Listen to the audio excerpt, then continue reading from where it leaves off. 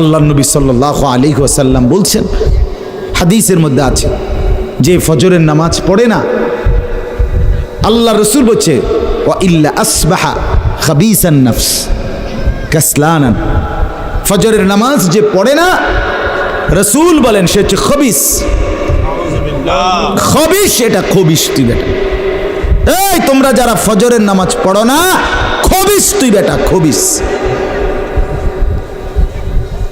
Powder লাগায়, আবার powder লাগাও কিত্তা, খবিস কোথাকার খবিস, আবার পাউডার লাগাও কিত্তা, ফেয়ার অ্যান্ড লাভলি ডলও কিত্তা। কথা বলেন না কেন? তুই কিত্তা পাউডার লাগাও, পাউডার লাগাইলে বুঝি সুন্দর হয়। বেড়িয়ে দেখো না পাউডার লাগায়ও, এবুড়িয়ে লাগায় ঘন্টা দুই এক পর আবার এবুড়িয়ে দুই এলায়, বুড়ি জানে এটা ধোকা, ঠিক কিনা বলেন না? এটা যে ধোকা, নাহলে বুড়ি ধোকা। মেকআপ বক্স ধোকা আবার লাগাইয়া সেটা, এটা ধোকা, এটা আসল না, এটা নকল। আল্লাহ নবী সাল্লাল্লাহু আলাইহি সাল্লাম বলেন বেনামাজি খবিস। আর নবীজি হাদিসে আছে, বাথরুমে ঢুকতে, পেশাব পায়খানায় ঢুকতে নবীজি খবিস থেকে পানাহ চাইতেন, দোয়া পড়তেন। তো এই দোয়ার অর্থ কি? আল্লাহ আমি খবিস থেকে কি চাই? পানাহ চাই। তার মানে নবীজি বুঝাই দিছে উম্মত, পেশাব পায়খানার মধ্যে থাকে খবিস। খবিসের ঠিকানা কোথায়? Bathroom, bathroom, toilet. আল্লাহুম্মা ইন্নী আউযু বিকা মিনাল খুবুসি ওয়াল খাবায়েস। আল্লাহ খবিস থেকে পানাহ চাই। বাথরুমে ঢুকতে বলেন, জন্য বেনামাজি খবিস। এই খবিসের ঠিকানা টয়লেট, নাপাক, এটা নাপাক, এটা অপবিত্র, অপদার্থ, এটা অকর্মণ্য। এটা জিন্দেগির আর অর্থ কি? জীবন মানে খানা, জীবন মানে ঘুম, জীবন মানে লজ্জাস্থানের চাহিদা পূরণ, যৌন চাহিদা পূরণ, এই তিন জিনিস। তাহলে কুকুরের সাথে, বিড়ালের সাথে, গরু ছাগলের সাথে তফাৎ কি? ওই প্রাণীগুলোও তো খানা, ঘুম এবং যৌন চাহিদা পূরণ করে কিনা? কথা বলেন না কেন? কুকুরের ছাও আছে কিনা? তো কুকুর বিড়াল খায় কিনা? কুকুর বিড়াল ঘুমায় কিনা? তো তোমার সাথে তফাৎ কি? বেনামাজি বলে সেজদা নাই যার কপালে, আমনের লগে জানোয়ারের পার্থক্য কোথা? আমনে খারাইয়া কনছে ভিডিও করুক, আমনে কোন? হ্যাঁ হ্যাঁ বলেন, এখন বলেন, আমরা শুনি, এনে 10 জনে বিচার করুক। পার্থক্য কোন? আপনার সাথে জানোয়ারের তফাৎ কি? ছেলেরা বলো বাবা, তোমরা যারা মাগরিবের নামাজ পড়ো নাই, হ্যাঁ, লজ্জা কোথায় তোমাদের? শরম কোথায়? এই বেহায়া, কোন লজ্জায় আল্লাহর জমিনে চোখ তুলে তাকাও? হ্যাঁ, নির্লজ্জ। ছি ছি ছি ছি ছি। মুসলমান এত আত্মমর্যাদা বোধহীন হয় কিভাবে? মালিককে চেনে না, বানানেওয়ালাকে চেনে না, গোলামি বোঝে না, সেজদা দিতেও মন চায় না। মুসলমান এত পাষাণ হয় কেমনে? আরে তার মা কোথায়? তার বাবা কোথায়? আরে তুই কোন মার দুধ খাইছত রে? তোরে কি মা দুধ খাওয়ায় নাই? তুই কি বাবার হাতে বড় হও নাই? তুই কি মুসলমানের ঘরে জন্ম নেওয়া নাই? হায় না ফরমান। মা বাপগুলোকে বললাম, কি ফুতেরে মা আমনে দুধ খাওয়াইলেন? এই অপদার্থ তো সেজদাও দেয় না। হ্যাঁ, এই বাপ, কার লাগে বিল্ডিং বানাইলেন? এই হাইওয়ান তো সেজদাও দেয় না। কার লাগে সোফা বানান? মাতবুরি দেখান, সাদওয়ানে বইয়া গপ মারেন, জিফুত লইয়া বালা আসি, কিতা বালা? এ ফাঙ্গাস আর তেলাপিয়া খান যে, এই কারণে বালা। হ্যাঁ, এ ফার্মের মুরকা আর কক মুরকা, দুন্দুল আর করলা, দৈন্যা তার কাঁচামরিচ, টমাটো আর শশা, এই তো খানা। আর কিতা কথা বলেন? আর কি ঘুরে গেলে তো ফাঙ্গাস তেলাপিয়ে। দুনিয়ার বেশি কি ভোগ করছি আমরা? খুব আশ্চর্য কিছু, অনেক কিছু দুনিয়া ভোগ করছি আমরা। এটুকু দুনিয়া ভোগ করছেন বলে এ ফান কদ্দুর খান, বিড়ি খান, চা খান, বন খান, টেলিভিশনে মানুষের বেডির নাচ চান। আমনের বেডি তো আর নাচে না, নাচে মানুষের বেডি। কথা বলেন না? এতটুকু দেখেই দুনিয়া ভোগ করছেন বলে খুশি হয়ে গেলেন, তৃপ্ত হয়ে গেলেন, মজা পেয়ে গেলেন। আহা, আফসুসের ব্যাপার। এত লম্বা আখিরাত কেমনে পার হবেন? এত লম্বা কবরের জিন্দেগি কেমনে পার হবেন বলেন তো? নূহ আলাইহিস সালামের জামানায় যারা মারা গেছে তারা আজ কত হাজার বছর কবরে পড়ে আছে। ইব্রাহিম আলাইহিস সালামের জামানায় যারা মারা গেছে তারা আজকে কতদিন কবরে পড়ে আছে। হ্যাঁ, আবু জেহেল আজকে কত বছর কবরে পড়ে আছে? 1450 বছর, আরো বেশি, 1450 বছর ধরে পড়ে আছে কবরে। এরপরে তো হাসরের মাঠ, এরপরে তো ফুলসেরাত, এরপরে তো জাহান্নাম, আর তো রইছে। তাহলে দুনিয়ায় থাকলি কতদিন, কবরে পড়ে রইলি কতদিন? আপনি বলেন। আবু জেহেল দুনিয়াতে ছিল 800 বছর, কথা কন না? আবু লাহাব দুনিয়াতে জীবিত ছিল 900 বছর, তো কবরে আছে কত বছর? তো বাঁচছে কয় বছর? নাহলে 60 বছর, নাহলে 70 বছর, ঠিক কি না বলেন? তাহলে দুনিয়ায় ছিলি কতদিন, কবরে আসত কতদিন? আচ্ছা, এই কথাই এখনই মনে হইল। হ্যাঁ, এরপরে তো সামনেরটি রয়েছেই মিয়া, এখনো তো কিয়ামত আসে নাই, এখনো তো ইসরাফিল ফু দেয় নাই। একবার ফু দিবে, সব কবরে যাবে, আবার ফু দিবে, হাসরের মাঠ কায়েম হবে। আবার হাসরের মাঠের একদিন, খোদার কসম এই কোরআনে আল্লাহ বলছে, হাসরের ময়দানের এখন একদিন, প্রতি একটা দিন কয় ঘন্টা? হাসরের একদিন আল্লাহ বলছে 50,000 বছর, 50,000 সানা, 50,000 বছর। হাসরের ময়দানের পুরা সময় না, একদিন, একদিন। পুরা হাসরের মাঠ কতদিন সেটা আল্লাহই জানে। প্রিয় বন্ধু আমার, নষ্ট হয়েন না। ছেলেরা আমার, বাপ বরবাদ হয়েও না। মনে করো কেউ বলে নাই, তবুও নষ্ট করো না নিজেরে। বাবা বলে নাই, মা বলে নাই, সর্দারে বলে নাই, মাতবরে বলে নাই, গ্রামের মুরব্বীরা বলে নাই, কেউ তোমারে কিছু বলে নাই, তবুও তুমি নিজেরে নষ্ট করে দিও না। হযরত ইব্রাহিম আলাইহিস সালাম পুরা কওম, আপন মা, আপন বাপ, সবাই মূর্তি পূজক, কেউ তো ওনাকে ইমানের দাওয়াত দেয় নাই, তবুও সেই ছোট্টবেলার থেকে তিনি ওইখানে থেকেই উনি খুঁজে নিছেন আল্লাহকে। কাকে খুঁজে নিছেন? আল্লাহকে খুঁজে নিছেন, আল্লাহকে তালাশ করে নিছেন। কওমের লোকেরা বলছে যে তারকা এটা রব। বলছে আচ্ছা ঠিক আছে দেখি তো। কিছুক্ষণ পরে তারকা ডুবে গেছে। বলছে কই রব আবার ডুবে কেমনে? পরের দিন এলাকার লোকরা বলছে চাঁদ, এটাই আমগো রব। বলছে আচ্ছা ঠিক আছে মানে নিলাম, দেখি তো। ভোর হতে হতে দেখে চাঁদ নাই।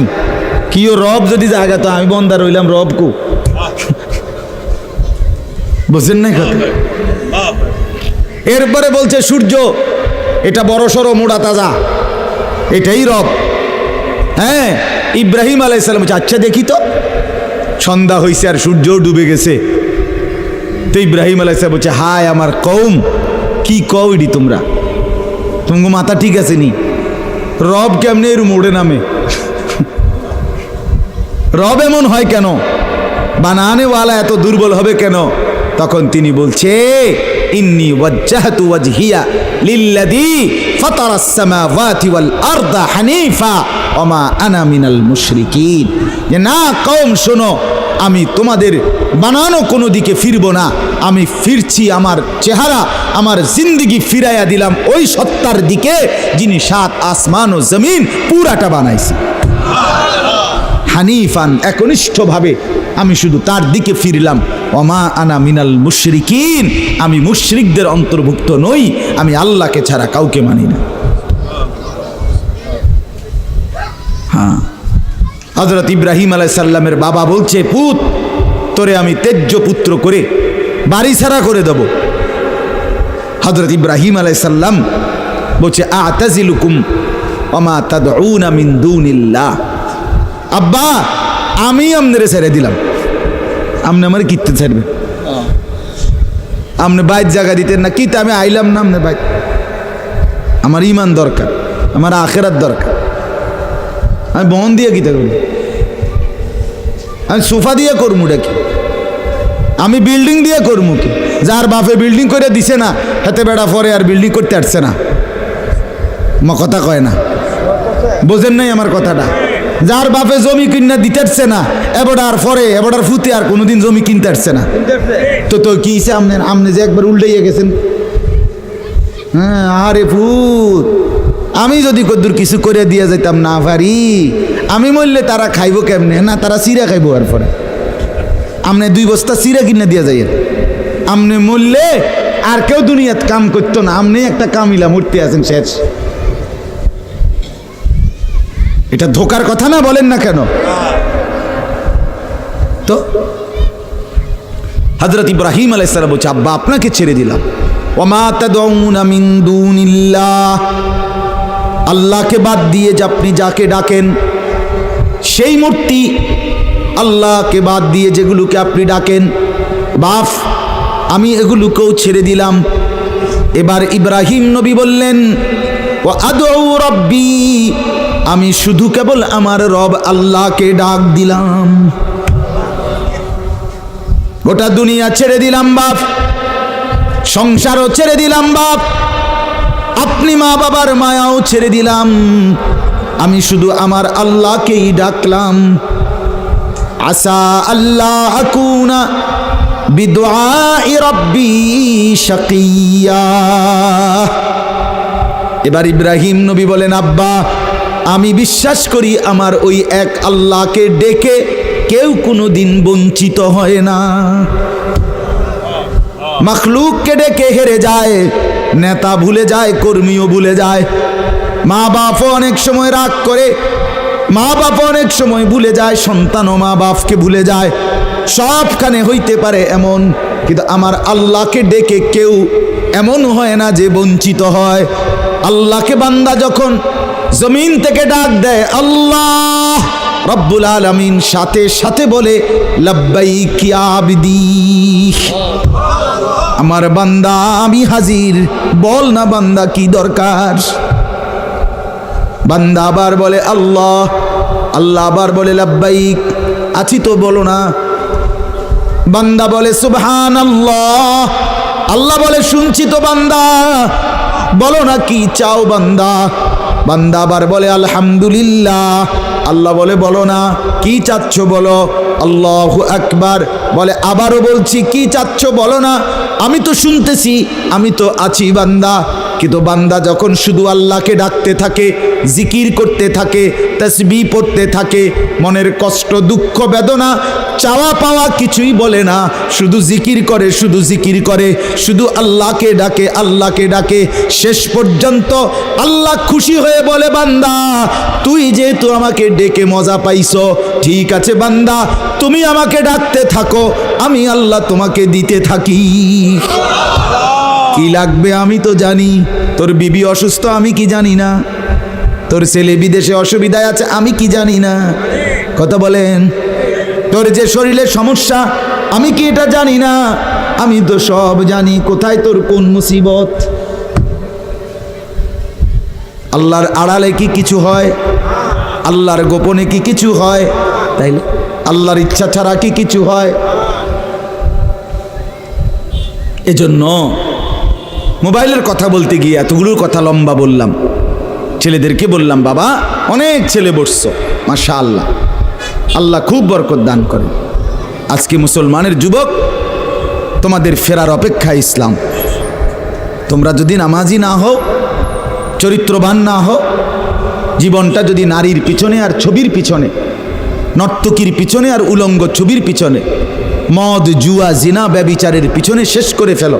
এই চোখের দৃষ্টি, এই নজর, এই চোখের দৃষ্টি, এটা যদি নষ্ট করে ফেলো গুনাহ দেখতে দেখতে, নাপাক ছবি দেখতে দেখতে, তো তোমরা নিজের জীবনই ভালো বাঁচবা কেমনে, ইসলামের জন্যই লড়বা কেমনে?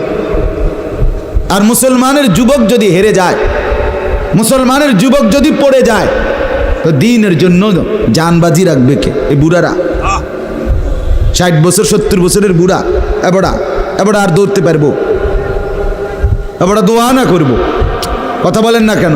মুরব্বীরা কি করবে? কলিজা ছিঁড়ে দোয়া করবে। অতএব আমি আপনাদের কাছে এতক্ষণের কথার মূল একটা উদ্দেশ্য, আমি দুইটা আয়াত পড়ছি, এই আয়াতের আঙ্গিকে কথাটা বলার জন্য বলছি। আজকে আমরা গুনার মধ্যে সবচেয়ে বেশি, বহুভাবেই আমাদের মধ্যে গুনাহ আছে, বাকি এই নজরের গুনাহ আমাদের সবচেয়ে বেশি। কিসের গুনাহ বলেন না? নজরের গুনাহ। আমাদের চোখ নিয়ন্ত্রণ হারা, বাঁধন হারা। আমাদের যুব সমাজ, ছেলে মেয়ে, তাদের পুরাটা চোখ তারা মোবাইলকে দিয়ে দিছে। ওই যে আগে যে শুনছি যে স্বেচ্ছায় চক্ষুদান করতো, কথা বুঝছেন না কথা? হ্যাঁ, মরণোত্তর চক্ষুদান। এই মরণোত্তর চক্ষুদান না, জীবিত চক্ষুদান। ওই দেখেন, ওই দেখেন, ইয়া দেখো, ওই মোবাইল কার হাত, হাতে সাইজ হলো ট্যাবলেট সাইজ, তার থেকে তার মোবাইল বড়। যেই অপদার্থ তার হাতেই মোবাইল দিছে, ওই সবচেয়ে বড় অপদার্থ। ওইটা একেবারেই অপদার্থ। সে যদি ভাই হয় তো ভাই অপদার্থ, বাপ যদি হয় ওইটা অপদার্থ বাপ। এই সন্তান নষ্ট করার সবচেয়ে বড় দায়ী আপন গার্জিয়ান। মা বেড়ি 2 বছরের বাচ্চাটারে বড় মোবাইলটা দিয়ে দিছে, তুই টিপ এটা, তুই তাবু ডিস্টার্ব করিস না, আমি সাইজ দিয়ে আসি ড্রেসিং টেবিলে, এবুডি পাউডার ডলে, হেতে মোবাইল টিপ। কথা বুঝেন নাই? ও বেডি হিন্দি সিরিয়াল দেখে টেলিভিশনে, হ্যাঁ, হিন্দি সিরিয়াল দেখে, ইন্ডিয়ান সিরিয়াল দেখে, কি দেখে? মনোযোগ দিয়ে দেখে। হিন্দি সিরিয়ালের সবগুলোর মূল বৈশিষ্ট্য হলো স্বামী স্ত্রীর ঝগড়া, শাশুড়ির থেকে জামাইরে কেমনে আলাদা করতে হবে, দেবর ননদের কেমনে স্বামীর থেকে বিচ্ছিন্ন করতে হবে, মানে সংসার কিভাবে তছনছ করবে, এটা হলো ওই বেঈমানদের সবচেয়ে বড় ষড়যন্ত্র। সবগুলোর বৈশিষ্ট্য এটা। মহিলারা এইটা দেখা বিবাহের পরে 6 মাসও একসাথে আর থাকতে চায় না। 6 মাসও না। বেডির সিদ্ধান্ত, মরিয়ার বাসি টেবেডারে তার বাপ মার থেকে আলাদা করুন। জীবনের সাধনা এটা। হায় হায়, লানত, অভিশাপ ওই নারীর প্রতি, যে নারী তুমি বেটি তোমার একটু সুখের জন্য স্বামী বেচারাকে আলগা করে লাইলা। তুমি তো কিছুক্ষণের সুখ হয়তো পাইবা, কিন্তু এই স্বামী মা বাবার নাফরমানির কারণে এই ছেলেটা তারে তো চিরদিনের জন্য জাহান্নামী বানাই দিল। মা বাপ যদি কষ্ট পায়, আহাজারি করে, মা বাপের কলিজার মধ্যে যদি ব্যথা লাগে, তো এই সন্তান জাহান্নামী হবে না? বলে। এজন্য আমরা প্রত্যেকেই এই কথাটা বলতেছিলাম, আজকে আমাদের সবচেয়ে বড় গুনাহ আমাদের ছেলেদের, আমাদের মেয়েদের, আমাদের নারীদের, আমাদের পুরুষদের, আমাদের জওয়ান, আমাদের বুড়া, আমাদের যুবতী, আমাদের বৃদ্ধা, সবার একটাই বড় রোগ। আমরা চোখ অনিয়ন্ত্রিত। বুড়া মানুষও টেলিভিশন চায়, বুড়া চাচা বাঁকা হয়ে গেছে, কাশে বেরামে ধরে গেছে, কিন্তু এবার টেলিভিশন সাউন্ড, বেডির সাউন্ড, চা দোকানে নাচ গান দেখার অভ্যাস ছোটে নাই। এমন অভ্যাস আছে কিনা বলেন না? যার নাই হেবটা রাগ না হইলেই ভালো। আর যে বেটা রাগ হইলে, আপনার এই অভ্যাস থাকলে, আপনার রাগ হইলেই কি আর আসলেই কি। অতএব নজর নিয়ন্ত্রণ করা চাই, নজর হেফাজত করা চাই, নজর সুন্দর করা চাই। অতএব আমার বাপ, আমি আপনাদের কাছে কোরআনুল কারীমের এই দুইটা আয়াতের তরজমা শুনাইতে চাই। এটা পুরুষদের জন্য, নারীদের জন্য, উভয়টা। একজন মুসলিম পুরুষ, তার ব্যাপারেও আল্লাহর হুকুম, একজন মুসলিম নারী, তার ব্যাপারেও আল্লাহর হুকুম। উভয়কে আল্লাহ তাআলা বলছে চরিত্রের হেফাজতের জন্য সবচেয়ে প্রথম শর্ত, 1 নাম্বার দৃষ্টি হেফাজত। কোনো মানুষের চরিত্র সুন্দর কিনা এটার প্রমাণ তার নজর ঠিক কিনা। আপনি ওই কথা শুদ্ধ কয়, ফ্যান ফিনছে, শার্ট গাও দিছে, স্প্রে লাগাইছে, কথাবার্তা এমনি কুমাইয়া কয় জি জি জি আঙ্কেল কেমন আছেন, ভালো আছেন, এ আর মাশাআল্লাহ দেখছুনিও ভদ্র ভদ্র বাইয়া পড়তে আছে একবারে বেড়া। না না না না, 1 নাম্বার পবিত্রতা, সুন্দর উত্তম আখলাক, সৎ চরিত্রবানের 1 নাম্বার বৈশিষ্ট্য হলো যে যার চক্ষু নিরাপদ, যে চোখ নিরাপদ রাখে। 1 নাম্বার এটা আল্লাহ তাআলা বলেন। আর চূড়ান্ত হলো যে নিজের লজ্জাস্থান হেফাজত করে। এই 2 দিকের বেড়া, মাঝখান দিয়ে এর ভিতরে যা আছে সবগুলো এতে নিয়ন্ত্রিত হবে। যে নিজের চোখকে হেফাজত করে, নামাইয়া রাখে, ভিন নারী, হ্যাঁ, যেই দৃশ্য দেখা, যেই ছবি, যেই নাচ গান, অশ্লীল দৃশ্য, হ্যাঁ, উলঙ্গ ছবি, বেপর্দা নারী, ভিন নারী, যাকে দেখার আমার কাছে অনুমতি নাই, আল্লাহ অনুমতি দেন নাই, তার থেকে নজর যে নামিয়ে রাখে এবং নিজের লজ্জাস্থান যে হেফাজত করে, আল্লাহ কোরআনে বলছে যালিকা আজকা লাহুম, এটাই হচ্ছে সর্বশ্রেষ্ঠ পবিত্রতা। এটাই হলো সর্বশ্রেষ্ঠ, কি বলেন না, পবিত্র, সেই বড় পবিত্র। এবার এই শুদ্ধ কথা কোক আর সিটেঙ্গা কথা কোক, কথা নোয়াখাইল্লা হোক আর সিলিটটা হোক, এটা দেখার বিষয় না। দেখার বিষয় হলো তার নজর দৃষ্টি এটা নিচের দিকে কিনা, আর লজ্জাস্থান হেফাজত কিনা। এই দেখেন আল্লাহ কি বলে শোনেন। 18 নম্বর পারা 24 নম্বর সূরা, সূরায়ে নূর, এই সূরার 30 নম্বর আয়াত। আল্লাহ তাআলা বলেন, কুল, হে নবী আপনি বলুন, লিল মুমিনিন, সমস্ত মুমিন পুরুষদেরকে, পুরুষদেরকে মানে এই হুকুম কার্যকর শুরু হবে যেই ছেলেটা সাবালক হইছে, যেই মেয়েটা সাবালক হইছে, ওই দিন থেকে 100 কার্যকর। কোন ছেলের উপরে যেদিন গোসল ফরজ হয়েছে, প্রথম যেদিন তার বীর্যপাত হয়েছে, সেদিন থেকেই সে সাবালক, প্রাপ্তবয়স্ক, সেদিন থেকেই সে যুবক, সেদিন থেকে ইসলাম মানা পুরাটা 100 তার উপরে ফরজে আইন। ওই দিন থেকে তার 1 মিনিট 1 সেকেন্ড হিসাবের বাহিরে হবে না।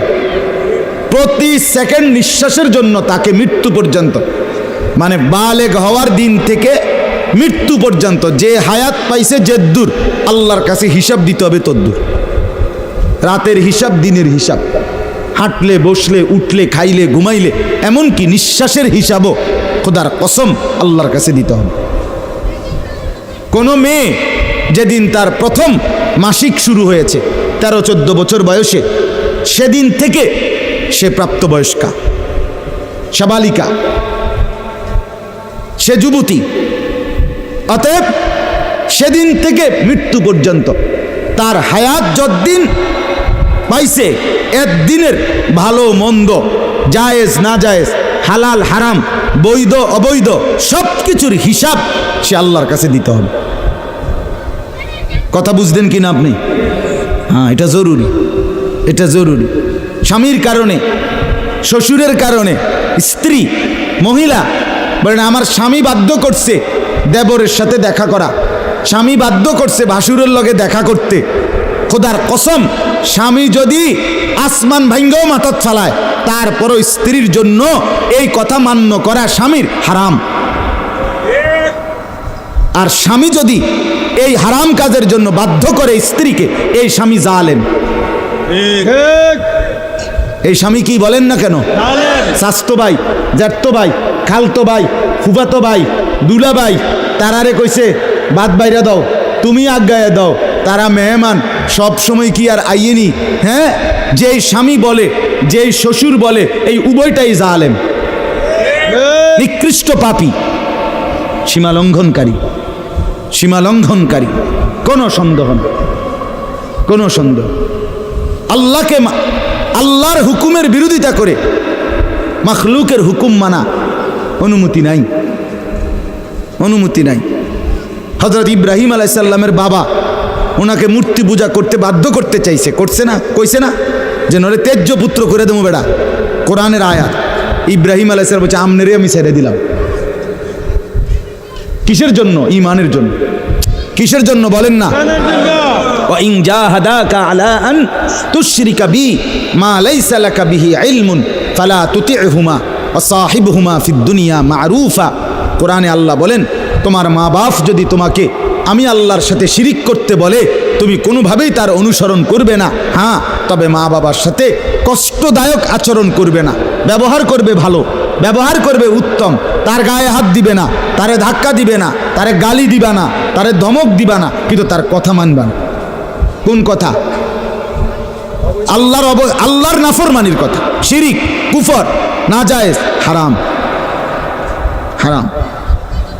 সেদিন আমার কাছে এক যুবক ভাই জিজ্ঞেস করছে এই কথা, যে তার বাবা তাকে বাধ্য করতেছে তার দোকান দেখাইয়া 5 লাখ টাকা সুদে টাকা নিয়ে দিতে। মন নাই? আমি পরিষ্কার আমরা বলছি যে অসম্ভব কথা। তোমার বাপ প্রয়োজনে তোমারে ঘর থেকে বের করে দিবে, দেও। এক তো তুমি তারে গালি দিও না, কিন্তু তুমি তার এই কথা মান্য না। এই কথা মানার অধিকার, যেটা আল্লাহ হারাম করছেন সেটা বাবার কথার কারণে হালাল? আরে বলেন না কেন? যেটা আল্লাহ হারাম করছেন সেটা স্বামীর কথার কারণে হালাল না। না, আমি কিতা করতাম, বেডিতে এই সমস্ত ফাঁকনা কথা কইল হইতো না। তে বেড়া বাতানে সাইলানে আমি রাইন্দা দেই, এরপরে কিত বেডি হেতে কইতে পারবো। আরে আলাপ হোক, এসব আলাপ করল হইতো। ফেরাউনের ঘরে বিবি আসিয়া ফেরাউনের মতো জালেম কাফের, তার ঘরে নিজের ঈমান 100 ঠিক রাইখা দেখায় দিছে পৃথিবীবাসীকে যে জমিনে ফেরাউনের চাইতে বড় কাফের কে হবে। আমি তার ঘরে থাইকে ঈমানদার থাকছি, আমি স্ত্রী আসিয়া, আমি জান্নাতি। অতএব পৃথিবীর সবচেয়ে বড় জালেমের ঘরে থাকলেও, পাপীর ঘরে থাকলেও তোমাকে আখেরাত বরবাদ করতে পারবা না। আল্লাহ আমাদের মা বোনদেরকে বুঝার তৌফিক দান করে, আপনাদেরকেও বুঝার তৌফিক দান করে। নিজের স্ত্রী, নিজের কন্যাকে বাজারের পণ্য বানাবেন না। আত্মমর্যাদা বহুত বড় সম্পদ, গায়রত। আপনার স্ত্রী বেপর্দা বাজারে বাজারে ঘুরে, রাস্তার পুরুষ রাক্ষসের মতো তাকাইয়া দেখে, আপনার আত্মসম্মানে লাগে না, আপনি বেগায়রত, আপনি পুরুষ নামের কলঙ্ক। আপনার মেয়ে বেপর্দা হাঁটে, 8-7 কাপড় পরে, টাইট কাপড় পরে, জামা পরে, রঙ্গিলা পাউডার চিয়া সাজ্জা রাস্তার বখাটে দুই পাশে কুত্তার মতো দুই পাশে গুরগুর গুরগুর কইরা পিছনে পিছনে ঘোরে। আমনে বাপ হইয়া জানেন, মেয়ে মা হইয়া দেখছেন, আমনের গায়ে লাগে না, কলিজায় লাগে না। আপনি বেগায়রত, আত্মমর্যাদাহীন পুরুষ আপনি। আমি সেদিন নিজে দেখছি, আমার কলিজা ছিঁড়ে গেছে। আমি নিজে দেখছি, ওই দেবিদ্দার রাস্তা দিয়ে আসতেছি, বাজারের মধ্যে জ্যাম। হঠাৎ আমার নজর জানালা দিয়ে বাহিরে দেখলাম একটা স্কুল পড়ুয়া মেয়েটা আপনার স্বাভাবিকভাবে জড়সড় হয়েই হাইটা যাইতেছে সামনে দিয়া। ঠিক মেয়েটার এক হাত পিছনে একটা ছেলে আপনার এই বড় মোবাইল দিয়া, মেয়েটা হাঁটতেছে মেয়ের মতো, এই জানোয়ারে পিছন থেকে ভিডিও করতে করতে মেয়ের যাইতেছে পিছন। আমার মন চাইছে জানালা খুলে বলি, বোন তোর পিছনে কুত্তা লাগছে, তোর পেছনে কি লাগছে? কুত্তা লাগছে, তুই তোরে কুত্তা থেকে বাঁচা। বলেন মুসলমান এত নিকৃষ্ট হয় কিভাবে? আমরা নিজে কিতাবে পড়ছি, আজকেও পড়ছি ইয়াহিয়া এই বইটা ফিলিস্তিনি বই, এটাতে লেখা আছে পৃথিবীর পশ্চিম প্রান্তে, মনে করেন পৃথিবীর এদিকে শেষ প্রান্তে যদি কোনো মুসলমান বোন নির্যাতিত হয়, খোদার কসম পৃথিবীর পূর্ব প্রান্তের শেষ মুসলমানের উপরও ফরজ ওই বোনের ইজ্জতের বদলা নেওয়া। এটা মাসালা। হ্যাঁ, কথা ছিল এই, মুসলমানের যুবক হবে মা বোনের ইজ্জতের পাহারাদার। আহা, কোথায় সেই মোহাম্মদ বিন কাসেম, 17 বৎসরের যুবক, আরব থেকে, আরব জাহান থেকে আসছে ভারতে, সিন্ধু প্রদেশে দেবল রাজার এলাকায় একজন বোনকে একজন ডাকাত, জলদস্যু, একজন পানির ডাকাত জলদস্যু তৎকালীন জামানায় একজন মুসলিম বোনের গায়ের ওড়না ধরে টান দিছিল। তখন ওই বোন চিঠি পাঠাইছিল হাজ্জাজ ইবনে ইউসুফের কাছে আরব দেশে, হাজ্জাজ তুমি বেঁচে থাকতে তোমার মুসলিম বোনের গায়ের ওড়না ধরে টান দিছে বেঈমান কাফের, তুমি এর বদলা নিবা কিনা আমি শুনতে চাই। হাজ্জাজ ইবনে ইউসুফ, আমরা কিতাবে পড়ছি, এরকম চেয়ার ছেড়ে লাফ দিয়া দাঁড়াইয়া চিৎকার দিয়ে বলছে, বোন আমার, গোটা আরবের সমস্ত মুসলমান যুবক প্রয়োজনে জান দিবে, আরবের সমস্ত যুবকের কলিজা যাবে, জান দেবে, শাহাদাত বরণ করবে প্রয়োজনে, তবু আমি তোমার এই বেইজ্জতির বদলা নেব। 3 বার সেনাবাহিনী পাঠাইছে সে, 3 বার, প্রথম 2 বার পরাজিত হয়েছে মুসলিম বাহিনী, তৃতীয়বারে নিজের একমাত্র মেয়ের জামাই মোহাম্মদ ইবনে কাসেম রাহমাতুল্লাহ আলাই, এই উনি ওনারে দিয়া এরপরে এই সিন্ধু দেবল রাজাকে পরাজিত করে ওই বোনকে জেলখানা থেকে উদ্ধার করছে এবং এই হিন্দু রাজার এলাকায় কালেমার পতাকা উড়াইয়া দিছে। হ্যাঁ, সেখান থেকেই এই ভারতীয় উপমহাদেশে মুসলমানদের যাত্রা, ইসলামের সূচনা। এক বোনের ইজ্জতের জন্য ধর্ষিতা হয় নাই, কাপড় টান দিছে কেন? খলিফা মুতাসিম বিল্লাহ, এক ইহুদি, খলিফা মুতাসিম বিল্লাহ, মুসলমানদের একজন খলিফার নাম উমাইয়া খলিফা, ওনার আমলে একজন মহিলা ইহুদিদের এলাকায় গেছিল বাজারে, পর্দানসীন বোরখাওয়ালা নারী, ওই ইহুদি, দুষ্ট এক ইহুদি ওই মহিলার পিছন দিক দিয়া, বোরকার পিছনে কৌশলে পিছন দিক দিয়া গোপনে এমন এক রশি টান দিস বাঁধছে। রশি বাঁধ দেওয়ার কারণে মহিলা যখন সামনের দিকে আগাইছে, তখন এই রশির টান লাগাতে মহিলার বোরকা উঠে গেছে উপরের দিকে সামান্য, উনি পড়ে গেছে। এই মহিলা ওই বাজারে চিৎকার দিয়া বলছে, ওয়া মুতাসিমা, হায় মুতাসিম তুমি কই, তোমার মুসলিম বোনকে বেইজ্জতি করছে। সাথে সাথে খলিফা মুতাসিম বিল্লাহ পুরা বাহিনী নিয়ে আইসা ওই ইহুদি অঞ্চল পুরা জ্বালায় ফেলছে। কথা ছিল এই, বা কথা ছিল এই, রক্ত আর আমাদের গায়রত আর আমাদের হারিয়ে ফেলেছি।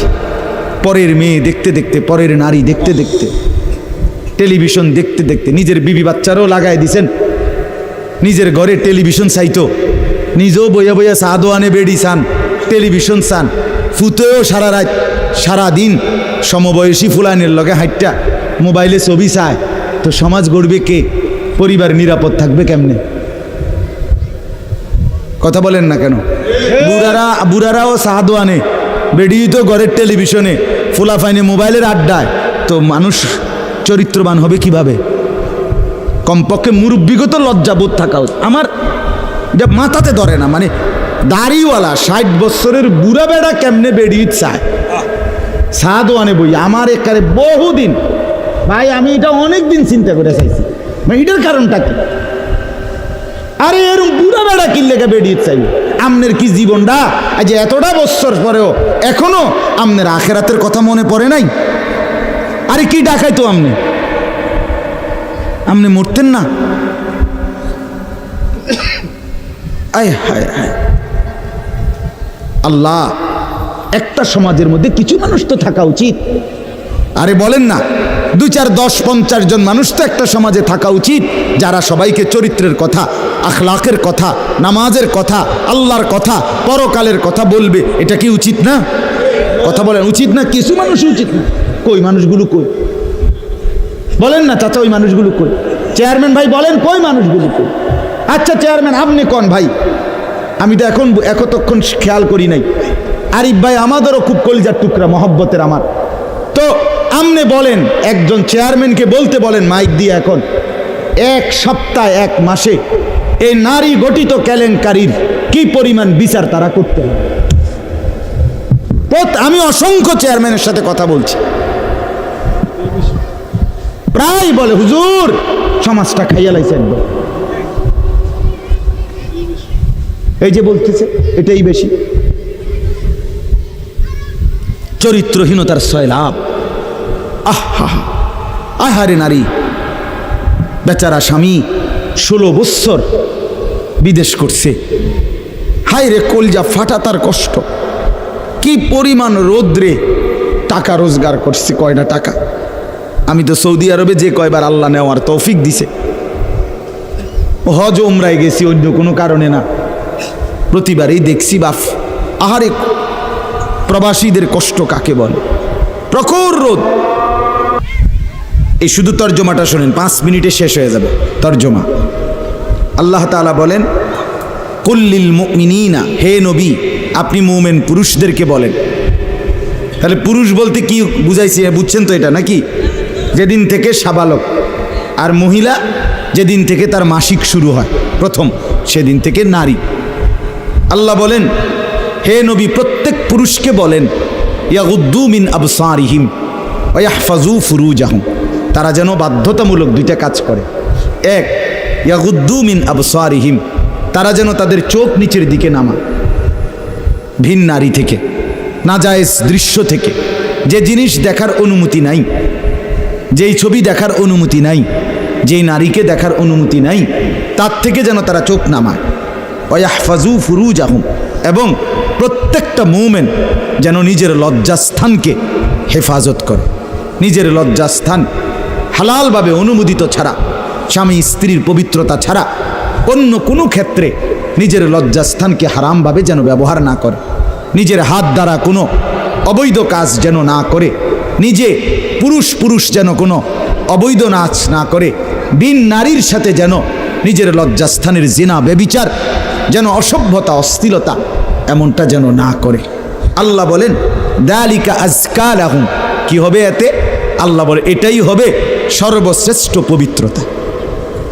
এটাই কি বলেন না?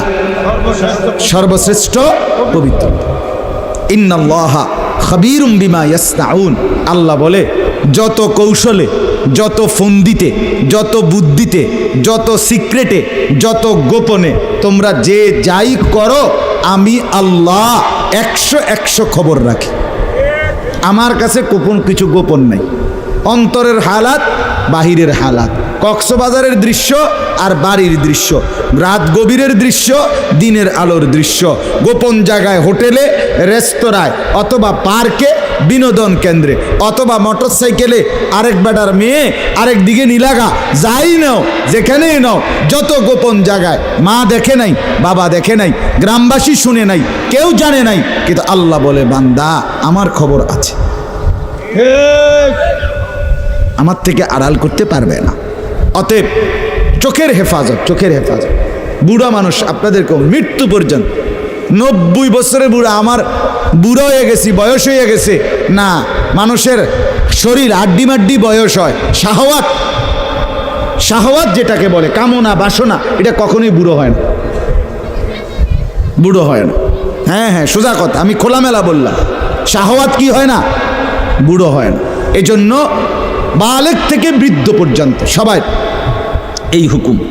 2 নাম্বার আল্লাহ বলেন 31 নম্বর আয়াত, অকুল্লিল মুমিনাতি ইয়াগদুদনা মিন আবসারিহিন্না ওয়া ইয়াহফাজনা ফুরুজাহুন্না, হে নবী আলাদাভাবে আপনি মুমিন মহিলাদেরকেও বলেন, নারীদেরকেও বলেন, তারাও যেন এই 2টা কাজ করে। কি? চোখ নামিয়ে রাখে, চোখ নামিয়ে রাখে। কোনো নারী যেন রাস্তার পুরুষ, ভিন পুরুষ, যাদেরকে দেখার অনুমতি নাই, এই যে দেবর, এই যে ভাসুর, চাচাতো ভাই, মামাতো ভাই, ফুফাতো ভাই, খালাতো ভাই, দুলা ভাই, এরকম মানুষগুলো যাদেরকে দেখার অনুমতি নাই, রাস্তার পুরুষ যাদেরকে দেখার চোখ ফেলার অনুমতি নাই, তাদের থেকে যেন চোখ নামিয়ে রাখে। ওয়াহফাজনা ফুরুজাহুন্না, আল্লাহ বলে প্রত্যেক নারীকে বলেন হে নবী, তারাও যেন তাদের লজ্জাস্থানের হেফাজত করে। এক নারীর সতীত্ব, তার ইজ্জত, তার সম্ভ্রম, এটাই তার জীবনের সবচেয়ে বড় সম্পদ। যে নারী সতীত্ব হারা, যে মেয়ে ইজ্জত হারা, তার জীবনে আর 2 পয়সার কোনো মূল্য নাই।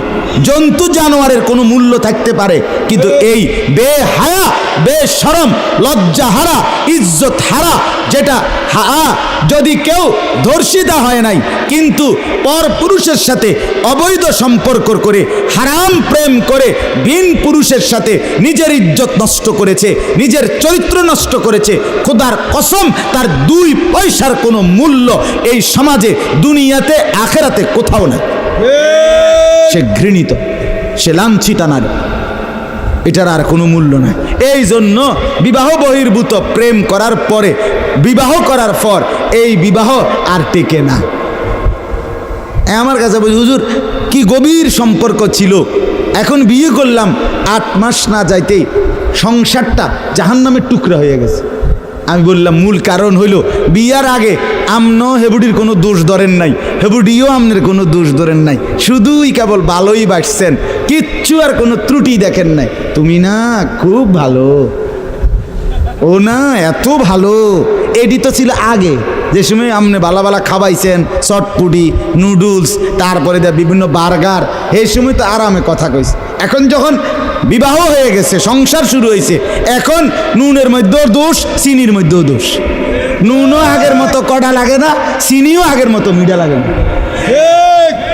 কথা বুঝেন না? এখন ভালোবাসা ঠুস। ভালোবাসা কি? এজন্য আল্লাহ বলেন, নারীকে বলেন নজর নামাইতে এবং নিজের লজ্জাস্থান হেফাজত করতে, বাকিটা অন্য কোনো দিন। আল্লাহ তাআলা আমাদের প্রত্যেক পুরুষ, নারী, যুবক, যুবতী, জওয়ান, বুড়ো প্রত্যেককে নিজের চরিত্রের সৌন্দর্যের জন্য চোখ দৃষ্টি নামানো এবং লজ্জাস্থান হেফাজত রাখবার তৌফিক দান করেন। আল্লাহ তাআলা কবুল করেন।